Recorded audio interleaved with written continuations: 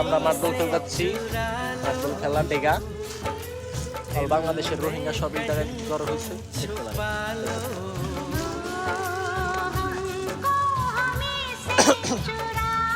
কো চাল চালো রোহিঙ্গারা এনে হলো একদল রোহিঙ্গা, এই যে আর ওই জায়গায় আছে একদল রোহিঙ্গা। আমার মার্বেলটা এখন চেঙ্গা দিবে।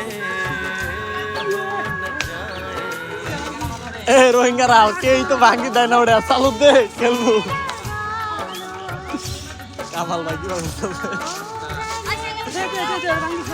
দাও কড়া বাংটি দাও, খেলি গে দাও। হালা হালা রোহিঙ্গারা কেউ দিবা না, নিজেরা খেলবো কিন্তু।